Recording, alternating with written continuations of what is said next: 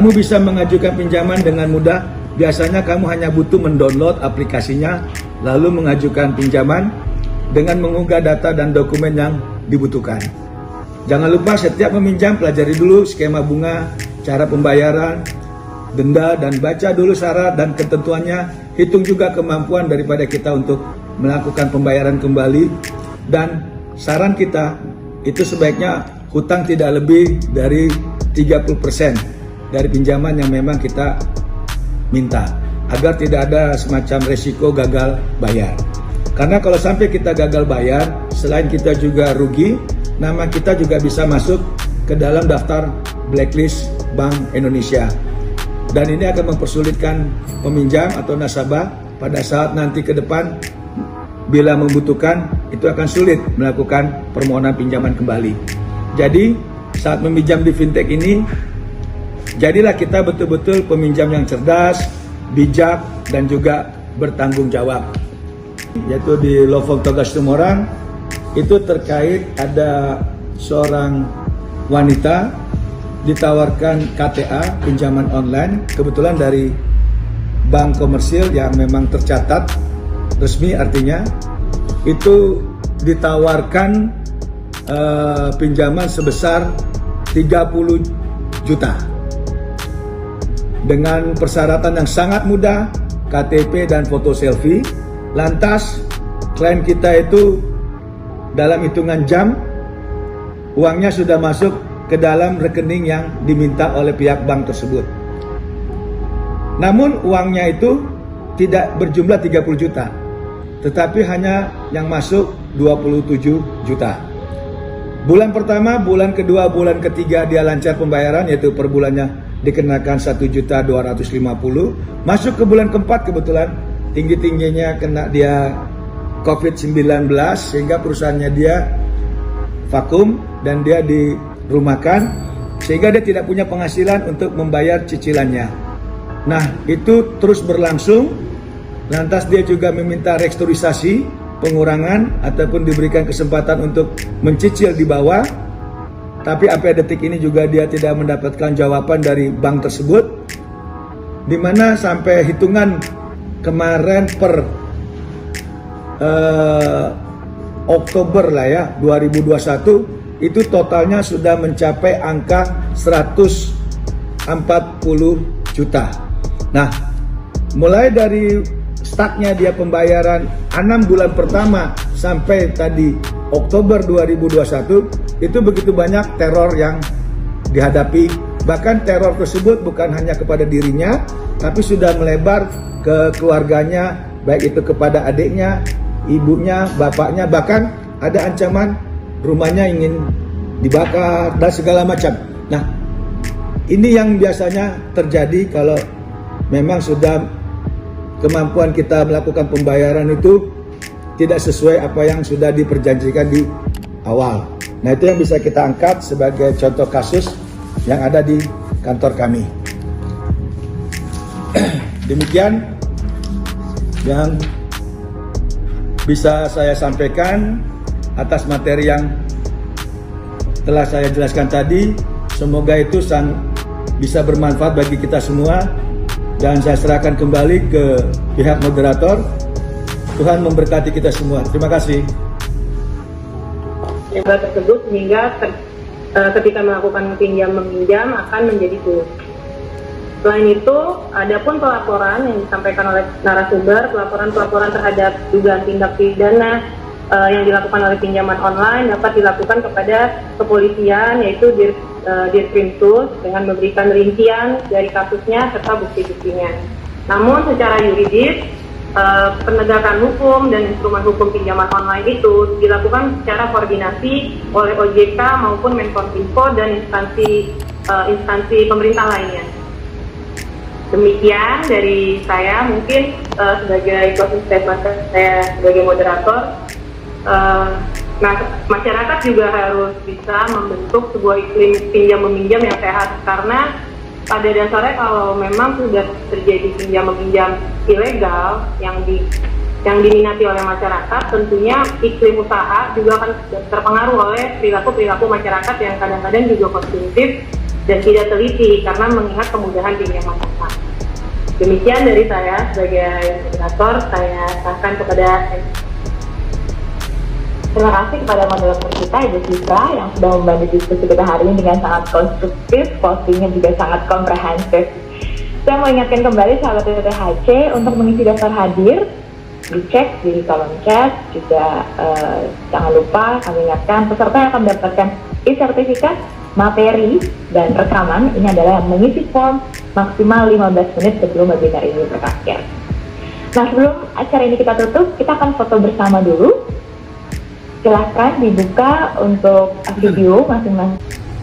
Akhirnya kita pada kesempatan Sabtu di sore hari ini kita sudah tuntaskan webinar dari Tanya Hukum terkait daripada judulnya yaitu pinjaman online, yang dimana dianggap pinjaman online itu ada ilegal dengan legal, di mana terakhirnya juga selalu ada permasalahan ataupun konflik hukum. Bisa kita jelaskan pada saat ini bahwa terkait pinjol itu ada di dalam aturan OJK, yaitu termasuk di dalam nomor 77/PJOK 01 tahun 2016 tentang layanan minjam uang berbasis teknologi. Jadi menurut aturan OJK itu sendiri, penyelenggara aplikasi pinjaman online ini wajib mengajukan permohonan untuk mendapatkan satu izin maksimal selama 1 tahun.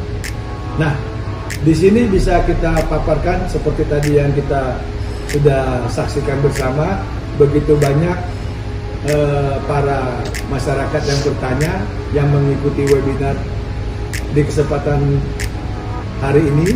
Itu jelas bahwa kita tidak bisa mengingkari di masyarakat itu pinjaman online ini sangat dibutuhkan. Tetapi kita juga mengingatkan kepada masyarakat agar bisa memilih pinjaman online yang memang legal, yang memang resmi. Dimana kita tahu kalau yang resmi itu mereka mempunyai alamat yang jelas, kantor yang jelas alamatnya, nomor teleponnya, bahkan mereka juga mempunyai media sosial yang bisa dihubungi apabila pihak nasabah mengadakan suatu komplain ataupun klaim terhadap perlakuan dari pinjaman online tersebut. Nah, kita sudah tadi jelaskan juga bahwa pinjaman online ini masuk ke dalam ranahnya perdata, yaitu One Prestasi. Jelas di dalam One Prestasi itu ada para pihak, antara pihak peminjam dan pihak pemberi pinjaman. Biasanya itu terjadi apabila seorang debitur yang berhutang itu tidak melaksanakan perjanjian yang sudah disepakati dengan pihak pemberi pinjaman atau pinjaman online. Nah, di sini akan bisa bermasalah hukum kalau memang si pemberi pinjaman itu tidak menjaga kaidah-kaidah ataupun aturan-aturan hukum dengan cara melawan hukum untuk mendapatkan dana yang telah dipinjamkan kepada debitur terdahulu. Nah, ini kalau memang sudah sampai terjadi seperti itu, dengan cara dia mengintimidasi serta juga membuat teror, si pihak debitur itu bisa melakukan laporan pidana kepada pihak aparatur hukum. Dan kalau memang si pihak pemberi pinjaman itu menganggap si pihak peminjam atau debitur itu lalai akan pinjamannya, itu bisa melakukan somasi atau bahkan bisa mendaftarkan kepada gugatan One Prestasi di pengadilan setempat agar semuanya dapat terselesaikan dan hak ataupun kewajibannya betul-betul bisa terpenuhi.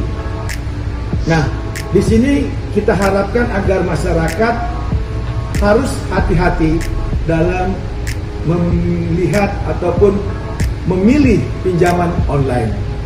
Dan kita juga berharap kepada pihak OJK dalam hal ini yang mempunyai otoritas pengawasan itu bisa memberikan satu perlindungan kepada nasabah ataupun memberikan satu peringatan yang konkret kepada pinjaman-pinjaman aplikasi online baik yang terdaftar ataupun yang tidak terdaftar. Bahkan kalau perlu OJK melaporkan orang-orang yang ataupun usaha-usaha online yang ilegal, karena sudah jelas barang hal ini OJK sangat-sangat bertanggung jawab kepada nasabah, kepada konsumen.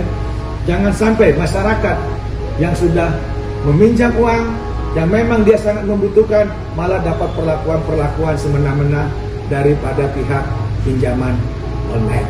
Jadi di sini yang bisa kita sampaikan agar semuanya tetap kita taat kepada aturan hukum dan kepada masyarakat harus betul-betul pilih-pilih pinjaman, dan kalau memang diperlukan, kami dari Law Firm Tobas Tumorang ada PBH kami yaitu PBH Panglima Hukum siap membantu para nasabah ataupun para debitur yang tersangkut adanya pinjaman-pinjaman online ini. Nah, kalau memang demikian dibutuhkan, silakan kami buka ruang, silakan datang ke Jalan Tuku Umar nomor 10 itu di Kerobokan, Denpasar. Tim kami, advokat-advokat kami akan melayani masyarakat yang memang terlibat pinjaman online tersebut.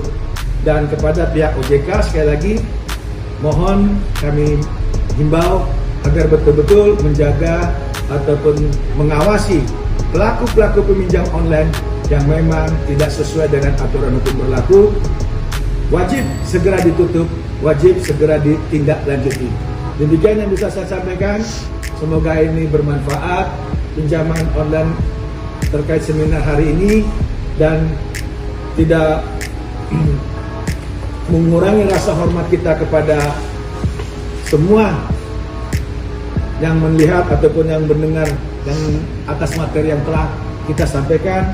Saya ucapkan terima kasih, semoga itu bermanfaat dan Tuhan selalu memberkati kita semua. Shalom, Tuhan memberkati.